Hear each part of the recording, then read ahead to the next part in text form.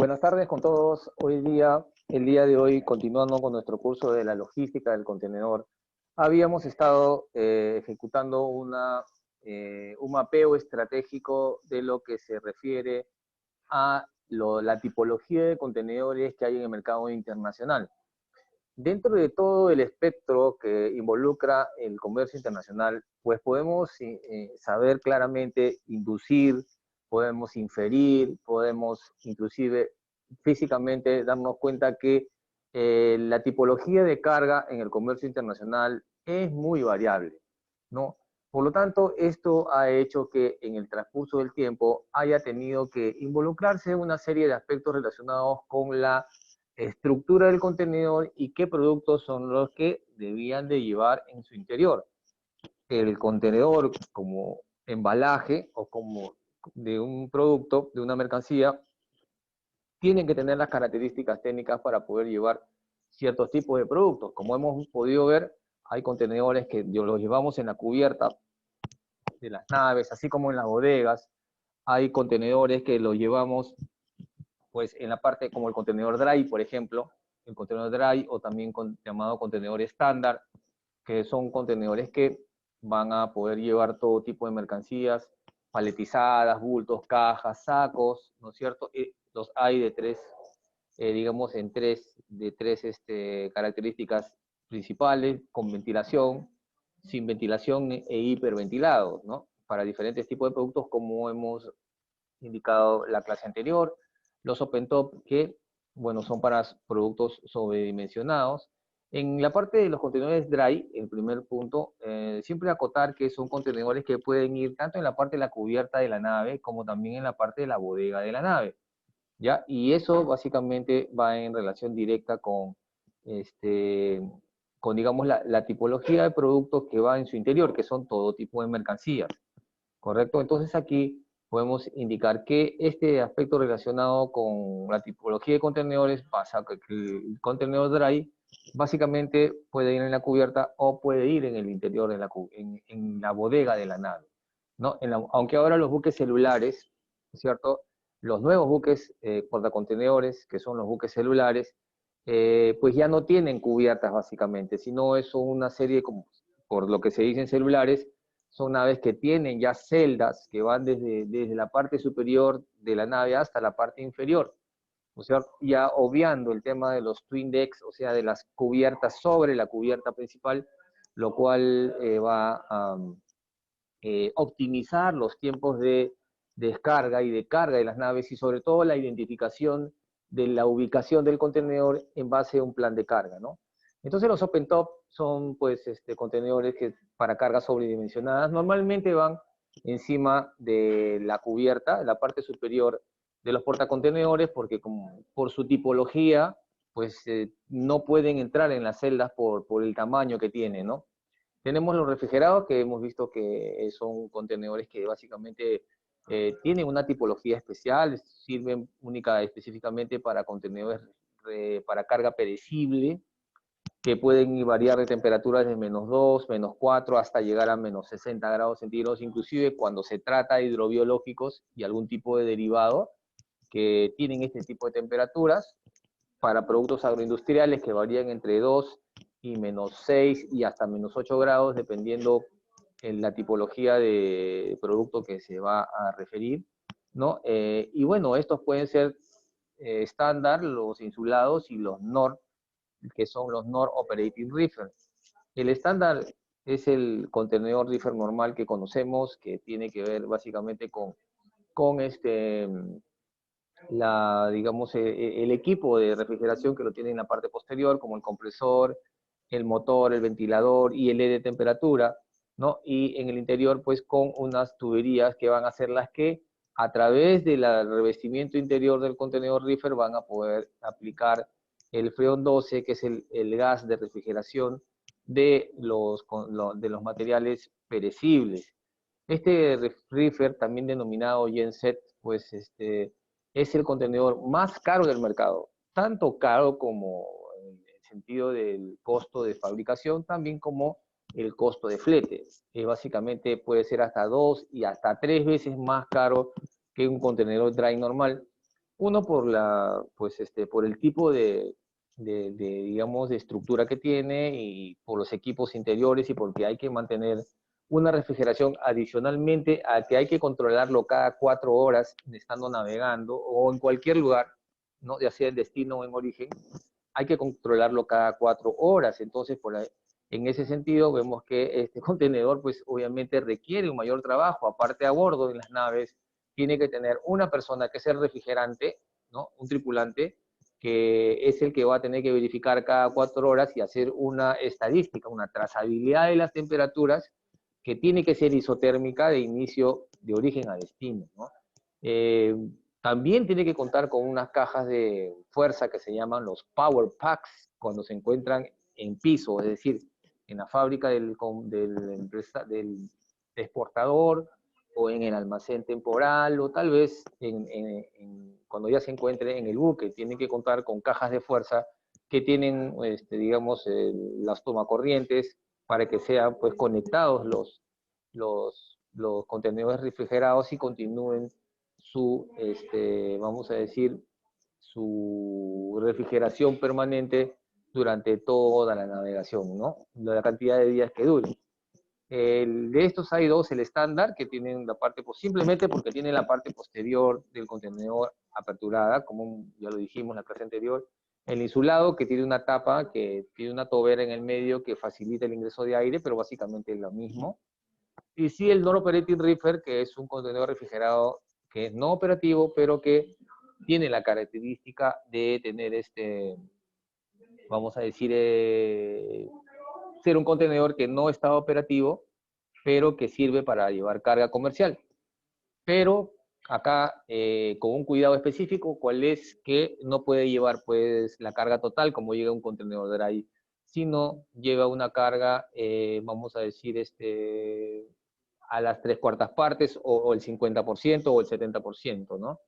Porque justamente el revestimiento interior que tiene no permite, por lo delicado que es, ¿no? Llevar artefactos o productos o mercancías que tengan una característica que puedan dañar el revestimiento interior del rifle, es decir, del contenedor rifle. Es decir, que se trata de un contenedor que es delicado, por eso es que su costo es bastante alto. Sin embargo, cuando no está operativo, tiene un uso comercial también, pero no en la capacidad total, por justamente el diseño del material con que está hecho este tipo de contenido. ¿No es cierto? Bueno, para complementar esto, tenemos dos equipos que se usan para la refrigeración cuando está encima del track, ¿no?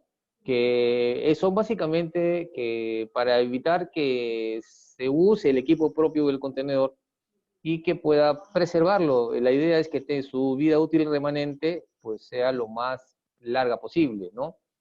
Hay un equipo que se coloca en la parte posterior, se encrocha en la parte posterior y digamos, se conecta al contenedor reefer y este equipo, cuyo nombre es clip-on, ¿no? Como podemos ver en la diapositiva, va a ser el que se va a colocar pues en la parte posterior, ¿no? Y va a ser el que va a mover el freón 12 que tiene el contenedor reefer para poderlo refrigerar. Y en este caso, pues el contenedor reefer como tal no va a utilizar sus propios equipos, ¿no? Esto se hace, como repito, para poder preservar la vida útil remanente del mismo, ¿no? Al igual que hay otro similar, pero que se coloca debajo de la carreta del contenedor, ¿no? Y también tiene la misma función, solo que uno se coloca en la parte posterior, que es el clip-on, y otro se coloca en la parte inferior del track, que es el antenum. ¿Correcto? En este sentido, pues los dos cumplen la función de, a través de su motor, refrigerar el contenedor, con esta herramienta que es externa, pero con el único fin de preservar su vida útil remanente, ¿no?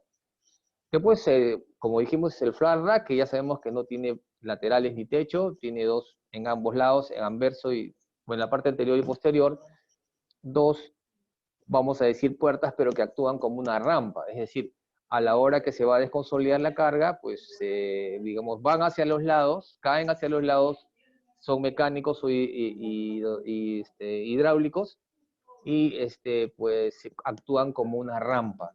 de tal manera que facilitan la desconsolidación de la carga. Este tipo de contenedores también va en la parte posterior, en la parte superior de los buques portacontenedores y sirven básicamente para llevar cargas como que algún tipo de maquinaria pesadas, un poco sobredimensionada, algún tipo de, sobre todo bobinas de alambre, de latón, bobinas de nylon, bobinas de lona, bobinas de papel de diferentes tipos, que son, pues, necesitan, de no llevarse en un buque de carga general, necesitan, pues, una herramienta como el contenedor para llevarlo en la mejor calidad posible. Este tipo de contenedor tiene en la parte laterales, tiene unos dispositivos especiales que sirven para estivar y trincar estas bobinas o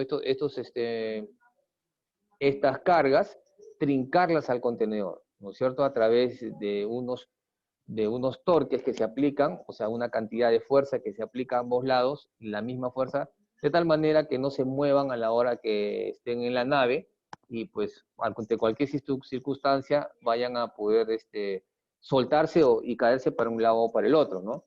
Y eso no va a suceder porque hay elementos especiales que sirven para ello. Entonces, estos contenedores también van en la parte superiores, en la parte de la cubierta del contenedor. Y el último es el tank container, que sabemos que son de 19.000 y 23.000 litros, o sea, 20 y 40 pies, pero que tienen una estructura especial, son una especie de cápsulas, ¿no? Donde en el interior puede llevarse cualquier tipo de líquidos y también mercancías peligrosas. Cuando lleva mercancías peligrosas, tiene que colocarse el sticker que nos indica qué tipo de mercancía peligrosa es y la numeración ONU, tal cual manda la publicación IMDG o el Código Internacional para el Manejo de Mercancías Peligrosas, que nos indica la Organización Marítima Internacional. Este tipo de contenedores en un lado tiene todas las tuberías de ingreso, en el otro lado tiene todas las tuberías de carga y en el otro lado las tuberías de descarga. En la parte superior tienen, dependiendo si es 20 o 40, 2 o 3, vamos a decir, tapas, ¿no? Que van o sea, que son las que van empernadas al contenedor de tal manera que a la hora que se descarga, estas son abiertas para poder hacer la inspección de la misma en el interior. Pero una vez que son, digamos, lavadas, tienen que ser lavadas y descargadas por el otro lado del contenedor, por uno de los lados que es el lado de descarga, y poder tener limpio la parte interior para que el inspector ICL pueda bajar y hacer la inspección respectiva y poder ver si tiene algún desperfecto que él tenga que ordenar su reparación, ¿no? Aunque el revestimiento interior de este contenedor pues es aluminizado para preservar la carga, cuando transporta mercancías peligrosas lo que se hace es sacar las tapas de registro que van en la parte superior y dejarlas por lo menos 24 horas para que todo ese gas tóxico que está en el interior pueda irse a la atmósfera y poder, digamos,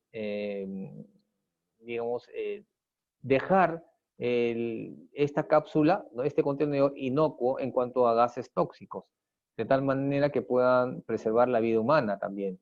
Para ello se le va cada 4 horas o dependiendo de cómo el contenedor el inspector ICL lo va verificando, le van colocando un explosímetro para ver cuál es el porcentaje de gas tóxico que hay, ¿no? Hasta llegar prácticamente a 0%, ¿no? Cuando llega a 0%, ya pueden ingresar los inspectores y pueden hacer la inspección determinada. Para esto, antes de ingresar, obviamente se le da hay unos dispositivos que se llaman pirates, que son como unas duchas con agua caliente, los cuales van a lavar el contenedor por dentro, y toda esa agua, ese residuo, ¿no?, acuoso que va a ser producto de la lavada del contenedor interior, va a salir por las tuberías de descarga del otro lado, de tal manera que este contenedor va a quedar completamente limpio, ¿no? Bueno, entonces todo este tema relacionado con el contenedor, pues está manejado dispuesto, supervisado, controlado por la Organización Marítima Internacional, ¿no? Bueno, para la inspección, pasando al siguiente punto, en lo que se respecta pues, a lo que se llama las dimensiones, la capacidad de los contenedores, ¿no? Vamos a, dentro de lo que significa la inspección de los mismos, dentro de la clasificación de los contenedores y de las dimensiones y la capacidad de los contenedores, pues tenemos que ver cuáles son las partes esenciales de los contenedores, ¿no? O sea, las dimensiones del contenedor, básicamente. Los contenedores normalmente y en forma simple, de acuerdo a lo que nos dice la ISO 6346, consta de 6 partes. Esas 6 partes son simplemente el lado derecho, el lado izquierdo, la parte frontal del contenedor, el fondo, el piso y el techo. Pero esto es lo que nos dice la ISO 6346. Es una clasificación, es una, vamos a decir, una tipología sencilla, fácil, ¿no? Pero simplemente para establecer, digamos, de forma visual, las partes del contenedor, las partes esenciales. Sin embargo, aquí tenemos que dentro de la estructura del contenedor, ¿cierto? La estructura del contenedor, pues nos indica básicamente que lo relacionado con, digamos, el diseño de ese esqueleto que es la estructura, viene dado por una serie de partes importantes. Esa serie de partes importantes están dados por elementos que configuran el armazón del mismo. Ese armazón del mismo está conformado por lo siguiente. La parte superior del contenedor, o sea, la parte, digamos, que va a dar el largo del contenedor, que puede ser de 20, puede ser de 40 pies, ¿no? Digamos, largueros que van a dar la estructura del largo del contenedor, esos se llaman vigas superiores, en la parte superior. Y los que van a dar del mismo largo en la parte superior, en la parte inferior, se van a llamar vigas inferiores, ¿ya? Como lo vemos aquí en la figura. En la parte frontal, delantera, y en la parte posterior, delantera e inferior, o sea, en la parte superior e inferior, ¿ya? Van a haber también unos elementos que van a darle la forma del ancho del contenedor. Esto se denomina travesaño. Debemos considerar aquí el travesaño superior y por ende abajo el travesaño inferior. Ya, el travesaño superior y el travesaño inferior. ¿Correcto? Entonces aquí, esto tanto en la parte anterior del contenedor como en la parte posterior del contenedor. En la parte superior también, ¿no es cierto? Y en la parte inferior, en cada esquina vamos a encontrar unos componentes, ¿no es cierto?, que sirven, que son de la mismo material del contenedor, que sirven para, digamos, sirven como elementos que van a asegurar el contenedor a los spreaders. Los spreaders, como sabemos, son herramientas portuarias, superestructuras portuarias que sirven para enganchar los contenedores. Es decir, cuando una grúa pórtico de muelle, digamos, va a descargar un contenedor del buque, pues baja el spreader y acá va a tener unas piñas que van a ingresar en estos cuadrados que vemos en la parte superior, cuyo nombre son cantoneras, o también llamados esquineros, que tienen una dimensión específica, ¿no? Las dimensiones de 6.5 pulgadas de largo por 5.9 pulgadas de ancho y tiene 4.25 pulgadas de altura, ¿no? Y eso los tiene en los 4 lados, en las 4 esquinas superiores, en las 4 esquinas superiores. Igualmente, y esto es para el spreader, o sea, para el spreader no solamente la grúa pórtico de muelle, obviamente, sino también va a ser importante para los reach stackers, ¿no?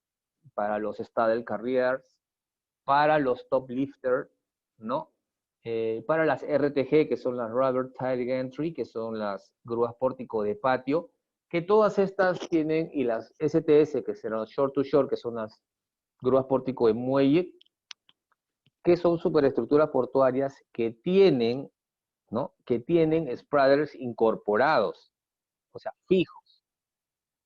También existen los spreaders móviles, que son otras superestructuras portuarias que son manuales, que pueden ser, pues, manipuladas por otros tipos de grúas, como por ejemplo las grúas lever, ¿no? Que hay en los terminales portuarios y que, de no haber una grúa pórtico de muelle, pues puede utilizarse este tipo de grúas, pero eso va a afectar la productividad, por cuanto una grúa pórtico de muelle puede tener una productividad de 25, 30, 35, 40 TEUs por hora, ¿no? En cambio, una grúa lever va a tener una productividad de aproximadamente entre 12 hasta máximo 15 TEUs por hora, dependiendo del operario, que TEUs por hora significa contenedores por hora, para la carga y para la descarga, ¿no? Por el tema del tiempo que se va a demorar en cargar y descargar. Para eso sirve estos componentes, ¿no? Cuyas dimensiones ya las mencionamos y que están en las 4 esquinas superiores del contenedor. Tenemos así cuatro componentes inferiores similares, que también son las cantoneras, situados, obviamente, en la parte inferior, ¿no? En los cuales con los cuales vamos a hacer que estas cantoneras inferiores pues sirvan ya no para los spreaders, como la parte superior, sino estos sirvan ya para poder asegurar los contenedores, pero ya a los track containers o los terminal tracks, que son superestructuras portuarias que sirven para el traslado del contenedor cuando se baja de la grúa pórtico de muelle en la nave y se coloca en el mismo vehículo para que sea trasladado. Si es un terminal track, o sea, un vehículo, un portacontenedores que trabaje en la terminal portuaria, pues lo llevará a la zona de stacking, o sea, a la zona donde se va a realizar el almacenamiento del contenedor en patio, ¿no? Y de ahí ya se encargará otra superestructura portuaria de colocarlo en su lugar.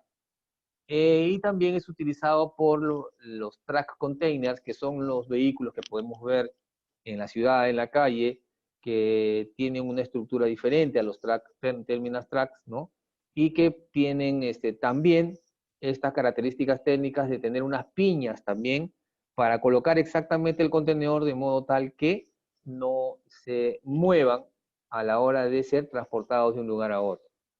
Ahora bien, cuando se trata de los spreaders, las cantoneras superiores del contenedor, ¿no? Tenemos que decir algo importante. Para que éstas se aseguren, es decir, no se muevan, no se vayan a caer, ¿no? Entonces, los contenedores tienen, digamos, los spreaders tienen unas piñas que van a encrocharse en las cantoneras. Pero en estas cantoneras, al encrocharse, el spreader tiene un dispositivo que es como una especie de manija que automáticamente al encrocharse se van a bajar, ¿no? Van a bajarse, están hacia arriba, se bajan. Al bajarse, esa piña que va a entrar en esta cantonera gira 90 grados. Al girar 90 grados van a asegurar el contenedor a la piña y al spreader. Esto se hace en las 4 esquinas superiores, 4 esquineros o también llamado cantoneras, ¿no? De tal manera que aseguren el contenedor, ¿no? Y pueda, pues, moverse sin ningún peligro hacia cualquier lado, ¿no es cierto? Dentro de la terminal o a donde se tenga que llevar, ¿correcto? Después tenemos, en la parte, digamos, inferior, tenemos unas vigas que son las que van a darle el ancho del contenedor. Esas vigas son las vigas transversales que van a ir en el piso del contenedor. No es el piso propiamente dicho, sino van a ir en el piso, me refiero a que le van a dar la estructura del contenedor.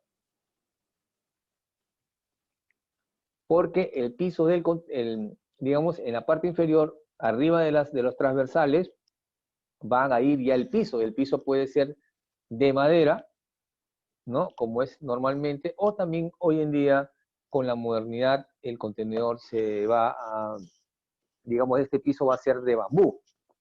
De bambú, lo que aligera más aún el peso del contenedor como tara o como tail, ¿no? Que es, lo hace ligero y hace que el contenedor pues, pueda tener esa versatilidad, ¿no? De menor peso y para que pueda tener mayor volumen de carga útil. Ya, esas son las vigas transversales. O sea, son los soportes del piso. ¿Ya? Después tenemos en la parte de la puerta, tenemos varios componentes. Vamos a ver 4 barras que van desde la parte del travesaño superior hasta el travesaño inferior, y que son de aluminio, un aluminio que es hueco, ¿no? Y que van a hacer que, estos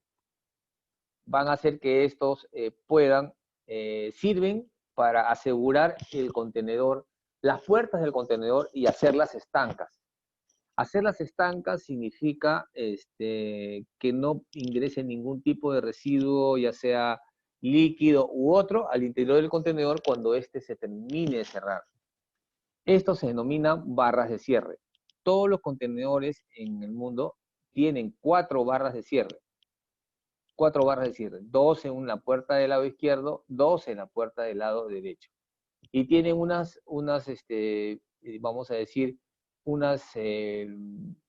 unos componentes, ¿no es cierto?, que van con las bisagras, que son las bisagras básicamente, que son las que van a hacer que este contenedor pueda bajar hasta el nivel de estos recipientes inferiores y puedan después girar hacia el lado de la puerta y poderlos asegurar en unas armellas donde se van a posteriormente colocar los precintos de seguridad. En la parte inferior tienen también unos orificios especiales y estas partes se llaman camones, ¿no? Donde va a colocarse definitivamente el precinto de alta seguridad de la ISO, que denominados High Security Seal, de la ISO 17712, ¿no? Acá podemos observar entonces que estos contenedores tienen un largo de 20 o 40 pies, tienen un ancho de 8 pies y tienen una altura de 8 pies y 6 pulgadas realmente. 8 pies y 6 pulgadas de altura. Cuando es un high cube, ¿no es cierto?, tiene una altura de 9 pies y 6 pulgadas. ¿Qué quiere decir high cube? La única diferencia es que es igual en cuanto al largo, el ancho. Lo que varía acá es la altura. Esta altura para cualquier contenedor es de 8 pies y 6 pulgadas. Acá dice 8.5, es 8 pies, 6 pulgadas. ¿Ya? Es 8 pies y 6 pulgadas que en dígitos, digamos, generales 8.5 pies, pero es 8 pies y 6 pulgadas, ¿correcto? Entonces aquí vamos a ver que el high cube tiene una altura de 9 pies y 6 pulgadas, quiere decir que es más alto que este contenedor que vemos aquí, y por lo tanto esto va a significar que ese contenedor high cube o HC, ¿no? Pueda tener mayor volumen de carga, o sea, mayor carga útil. Aquí tenemos que señalar que el contenedor como tal puede llevar, o sea, digamos, el contenedor propiamente dicho tiene un volumen máximo de carga, ¿no? Tiene un volumen máximo de carga, el cual no se debe sobrepasar. Pero el contenedor está hecho para poder soportar hasta el 10% más de su carga útil. O sea, es decir, si el contenedor de 20 pies puede llevar hasta 24 toneladas, ¿no? Entonces, pues puede llevar hasta un 10% más. Pero eso es en un caso extremo, no quiere decir que en todas las cargas o todo, que se tenga que llevar 10% más. Eso es en un caso extremo, ¿no es cierto? En un caso de emergencia o algo que haya sucedido que tenga que llevarse esa carga. ¿Por qué? Porque la continuidad del uso a máxima carga del contenedor puede conducir a un desfondaje, inclusive el mismo, un deterioro rápido del contenedor. ¿Ya? Correcto. Entonces, aquí hay que tener mucho, digamos, cuidado en este sentido, ¿no? Tenemos luego un acercamiento más puntual con respecto a las partes del contenedor. Ya sabemos que tenemos los postes de esquina, que son los componentes verticales del armazón, que el armazón donde van, digamos, los transversales, aquí, como van las vigas superiores e inferiores, y los travesaños superiores e inferiores, ¿no? Y estos, digamos,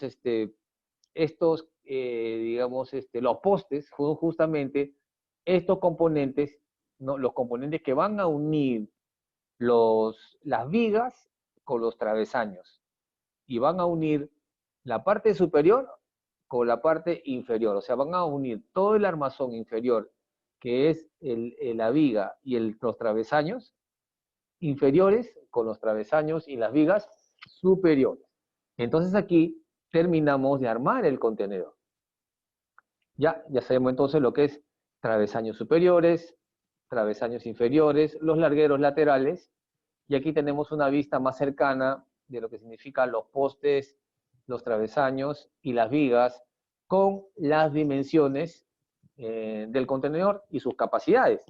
Ya sabemos que la capacidad del contenedor, hemos dicho claramente que son contenedores de 20 pies, de 40 pies y contenedores high cube, ¿no es cierto?, que son de mayor capacidad, tanto de 20 como de 40, ¿no? ¿Por qué? Porque la altura es 8 pies y 6 pulgadas. ¿Correcto? 8 pies y 6 pulgadas, y en el high cube es 9 pies y 6 pulgadas. ¿Cierto? Esa es la diferencia, digamos, en cuanto a las dimensiones y a la capacidad de los contenedores para poder llevar más carga. Entonces, ustedes tenemos que saber discernir, tenemos que saber, digamos, verificar, chequear para ver que nuestra carga esté correctamente, ¿no? Los esquineros, como dijimos, son elementos de unión que se encuentran en los vértices del contenedor y que se unen y que unen travesaños del mismo con los largueros y los postes de la esquina, ¿no? Son construidos en condiciones especiales de resistencia, puesto que son elementos diseñados para el manipuleo mecánico del contenedor, tanto vacío como lleno.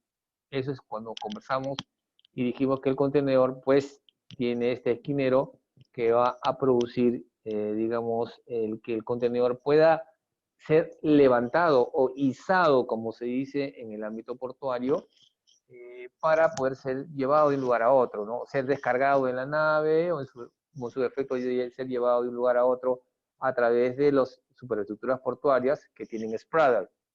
Y también trasladado de un lugar a otro cuando se trata de un track container, pero con los cantoneras que están en la parte inferior, ¿cierto? Aquí tenemos ya una vista cercana de los travesaños, o que también en algunos casos, algunos autores los denominan como eh,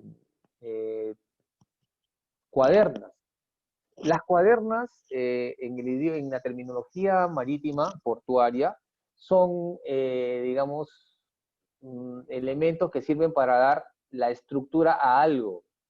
En los buques, los travesaños son digamos, las cuadernas, son aquellos que van a darle, pues, la estructura al piso, en este caso, ¿no? Y en los buques, son como el esqueleto, son como un esqueleto que se colocan, pues, equidistantes y se aseguran correctamente a través de remaches, y que van a dar la estructura del casco de la nave. En este caso, le van a dar la estructura al piso del contenedor. Ya, por eso se llaman vigas o travesaños, ¿no? Que están dispuestas a una distancia promedio de 30 centímetros entre sí, ¿no? Y que sirven para unir los largueros inferiores, formando la base para apoyar el contenedor. Esta parte inferior, estas travesaños inferiores, tienen una forma, tiene una forma de L o una forma de T, ¿no es cierto? Y pues aseguran la base y el piso del contenedor. Otros elementos importantes son la manija de cierre, que es una palanca de accionamiento de la barra de cierre, un enganche de manija, que es una grapa fijada en la puerta, que sujeta la manija cuando ésta está cerrada. O sea, la manija es, digamos, cerramos el contenedor a través de la barra de cierre hacia abajo y la manija pues, la colocamos hacia un costado y eso va a entrar en un enganche, en una grapa.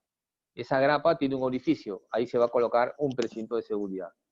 Y el seguro de manija, que es la grapa móvil que sirve para asegurar la manija propiamente dicha, ¿no? Una cosa es la manija, otra cosa es el enganche de la manija y la otra es el seguro de la manija. Esos tres componentes que son pequeños, estos normalmente son dos en cada puerta. O sea, el contenedor tiene dos puertas, pues, ¿no? Entonces, esa puerta tiene, ese contenedor tiene 4 barras de cierre y entonces tiene también 4 manijas de cierre, 4 enganches de manija y 4 seguros de manija, ¿no? De tal manera que pueda ser asegurado a la hora de que el contenedor culmina su proceso de cierre, pues culmina también, digamos, el asegurar que el contenedor esté completamente cerrado. Es importante. Lo que no dicen, lo que no está en los libros tampoco, porque hay situaciones que no están y que son del uso y costumbre. Por ejemplo, en el contenedor, ¿no es cierto? Vamos a ver aquí en esta parte, ¿no? Acá vemos que en la parte central, hoy en día, para evitar la apertura del contenedor, porque descubrieron que pues era muy fácil aperturar el contenedor cuando estaba mal asegurado, en el medio de la puerta le colocan hoy en día una barra de fierro que es soldada de tal manera que va a impedir que esta puerta pueda abrirse, ¿no? Pero esto es sobre todo cuando empezó el tema del tráfico ilícito de drogas o TIC, se empezó a colocar esta barra como una, digamos, vamos a decir, como un argumento más de seguridad, como un elemento más de seguridad, porque va a impedir que se pueda abrir la puerta, ¿no es cierto? Eso no va a impedir que se pueda sacar los precintos de alta seguridad al final, cuando tenga que llegar el contenedor al destino, nada. Simplemente es para evitar un ilícito. O sea, se coloca en la parte central y es un cuadrado de fierro, ¿no? Que va soldado. No está, digamos, en el diseño del contenedor propiamente dicho, pero sí está que todos los contenedores prácticamente lo tienen porque es un uso y costumbre para evitar que el contenedor pueda ser contaminado. ¿Correcto? Muy bien. Entonces, el contenedor como tal, vemos entonces que tiene también una leva de cierre, una leva de barra de cierre, que es una pieza colocada en los extremos de la barra, que se encuentran en su seguro al girar la misma, cuando se cierra la puerta. Tenemos un seguro de leva, que es una pieza fijada en los travesaños, en la parte superior, de el travesaño superior e inferior. Ahí tienen una especie es como un cáncamo, ¿no es cierto?, que va fijado al travesaño, eso se llama seguro de leva. En la parte inferior también lo tienen, ¿no? Y las medidas de los contenedores, obviamente, que difieren en cuanto a su tipología y de acuerdo a las normas internacionales, ¿no? Acordémonos que en cuanto a lo que significa, digamos, el contenedor, básicamente estamos hablando de que, pues, los mismos tienen diferentes medidas, tienen diferentes tamaños, y cada uno tiene una simbología, de tal manera que el contenedor como tal debe ser diferenciado por el mismo. Hay contenedores, como hemos visto, que sirven para el transporte de carga comercial normal, otros contenedores que sirven para el transporte de mercancía sobredimensionada, otros que tienen esa capacidad de poder, digamos, llevar eh, cargas específicas en las cuales actúan como rampa. Hay otros que son flats, que no son tipos ya de contenedores más simples, ¿no? Que son básicamente plataformas, ¿no? En todo el tema relacionado con la tipología, las partes de los contenedores, es importante saber que estos van a ser, digamos, verificados cada vez que el contenedor llegue a destino. lo que hay que dejar en claro para ir culminando la clase del día de hoy es que cada vez que un contenedor arriba a un puerto de destino, cada vez que un contenedor llega, vamos a decir, a una terminal, este contenedor, después de ser descargado, o vamos, en el ámbito marítimo portuario decimos desconsolidado, no puede ser cargado inmediatamente. Tiene que pasar por un proceso de inspección a través de lo que se denomina un inspector ICL. Vamos a verlo más adelante. Este inspector ICL va a ser el que va a verificar el contenedor y va a ver cuál es en qué estado se encuentra. De ello va a depender que a través de un documento que se llama EIR, cuyo nombre en inglés es Equipment Interchange Report, ¿no? O reporte del contenedor, ¿no? El reporte de intercambio del contenedor, en realidad así se llama, pues se tenga que colocar en él, después de la inspección del inspector ICL, que es el único autorizado a inspeccionar los contenedores en forma oficial en el mundo, ¿no? Pues tenga que colocarse aquellas deficiencias que tiene el contenedor a la hora de la inspección, que puede ser pues que de repente pues el contenedor necesita un lavado químico, porque transporta un tipo de mercancía peligrosa, y ahora va a transportar, vamos a decir, un tipo de envase, digamos, perecible, pero en el sentido que va a ir en frascos o en latas, lo que fuera. Puede transportarlo, sí, pero merece un lavado químico, o quizás haya que parchar el piso, la puerta, o cambiar unos remaches, o quizás está demasiado oxidado y hay que hacerle un mantenimiento preventivo, un pintado. Es decir, lo que nosotros podemos llamar como mantenimiento preventivo del contenedor. Una vez ejecutado esto, obviamente, esto pasa por otro documento, otro EIR, en el cual ya se colocan, digamos, todas las reparaciones que se han efectuado. De tal manera que podamos tener un contenedor apto, ¿no es cierto?, para ser entregado inmediatamente al agente de aduana, que es quien entrega los contenedores a los nuevos shippers, es decir, los nuevos embarcadores, o también denominados pues los nuevos exportadores, ¿no? Nunca se entrega un contenedor una vez que ha sido usado, nunca puede ser entregado nuevamente al nuevo shipper. Eso no se puede hacer, eso está prohibido, porque tiene que pasar por un proceso de inspección. Y el que entrega el contenedor es el agente marítimo. Ese es el ICL, el que está en el almacén temporal, se lo entrega al agente marítimo y presencialmente se le entrega al nuevo shipper, ya con un EIR donde dice todas las reparaciones que se ha hecho, de modo tal que a la hora que se embarque, pues si ocurriera alguna novedad con el contenedor, pues se verifica el EIR y se ve si se ha hecho esa reparación o no. Esto es básicamente para prevenir cualquier ilícito que pueda darse con los contenedores. Y ese es el proceso relacionado con todo lo que son las dimensiones, clasificación y capacidad de los contenedores y su estructura como tal, ¿no es cierto? Lo cual, con el diseño y la tecnología que hoy existen, podemos ver que tienen pues características que no podemos obviar, ¿no? Entonces, hasta ahí llegamos el día de hoy para pasarnos en la próxima clase ya a lo que significa la seguridad del contenedor. Ya, eso sería todo por hoy, ¿cierto? Y culminamos la clase. Buenas tardes.